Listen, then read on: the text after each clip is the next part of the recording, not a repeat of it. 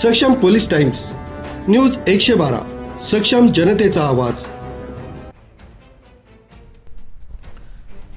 सातपूर परिसरातील प्रभाग क्रमांक 10 मधील जाधव संकुलमधील यशोदा सोसायटीत गेल्या 15 दिवसांपासून दूषित व घाण दुर्गंधीयुक्त पाणी पुरवठा होत आहे।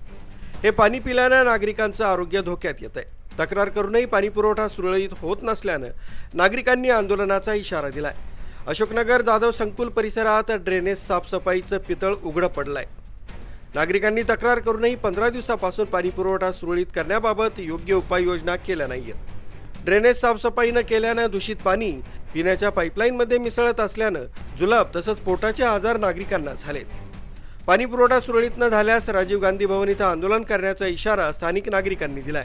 पिण्याच्या पाण्यामध्ये ड्रेनेजचं पाणी मिक्स होते आणि एवढं घाणेरडा वास येते, पाणी पिण्याच्या लायक पण नाहीये।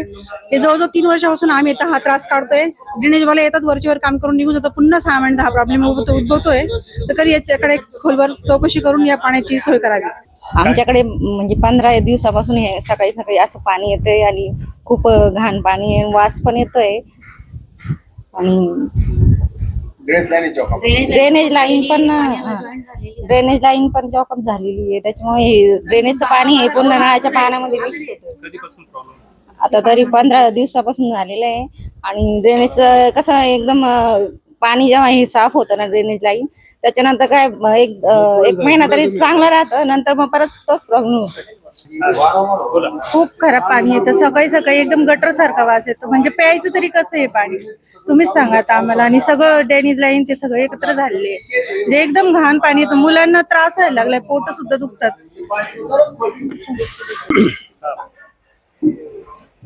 जाधव संकुलमधील यशोदाई सोसायटी या सोसायटीत 8-10 दिवसापासून एक 2 गल्ल्यांना चेंबर काहीतरी लिकेज असल्यामुळे पाण्याच्या लाईनमध्ये पाणी खराब आणि काळं पाणी येतंय।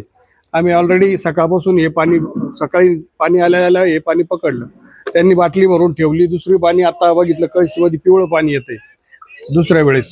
म्हणजे हे पाण्याची 8-10 दिवसाची 15 दिवसाची त्यांची फोनवर चालू होतं आमचं बोलणं। मी जोपळे साहेबांना सांगितलं की 10 नंबर प्रभागामध्ये सगळं पावसाळ्याच्या अगोदर सगळ्या ड्रेनेज लाईन जी आहे ती आपल्याला साफसफाई करून घ्या, पावसाळ्यात परत त्रास होईल त्याच्यापेक्षा अगोदरच। मला वाटतं धारणकर साहेबांकडे नगरपालिकेत जाऊन मिटिंग घेतली सगळ्यांनी आम्ही, का आम्हाला पाणी पुरवठा आणि ड्रेनेज लाईन ह्या दोन्ही लोकांना सांगून 10 नंबरमधील सर्व नागरिकांना स्वच्छ पाणी मिळेल आणि ड्रेनेज लाईन पावसाळ्याच्या आत साफ झाली तर कुठलीही अडचण येणार नाही, पुढे तुम्हालाच करावं लागेल। तर हे सांगत असताना आता धारणकर साहेबांना मी व्हिडिओ कॉल केला होता, त्यांना मी पाण्याची बाटली दाखवली, पाणी दाखवलं कसं येते। त्यांनी आता सुरेकर साहेबांना इथं पाठवलेलं आहे, जोपळे साहेब आणि कोल्हे साहेब पण इथे येत आहे।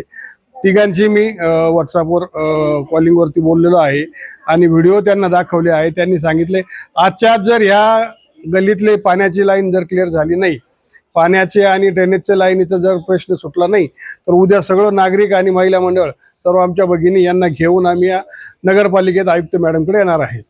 तर पण मला शब्द दिला धारणकर साहेबांनी की आजच्या आज आम्ही या पाण्याची आम्ही सकाळपासून थांबलेलो इथं आणि आज आम्ही पूर्ण हे काम झाल्याशिवाय इथून जाणार नाही। पूर्ण गटारीचं पाणी असेल किंवा पाणी पुरवठ्याची पाईपलाईन असेल, याची जोही समस्या असेल ती पूर्ण केल्याशिवाय मी एकही अधिकाऱ्याला इथून जाऊन देणार नाही। ते काम पूर्ण करूनच मग इथून जाणार। एवढं बोलून मी माझे 2 शब्द संपवतो। न्यूज ब्युरो, सक्षम पोलीस टाइम्स, न्यूज 112, नाशिक।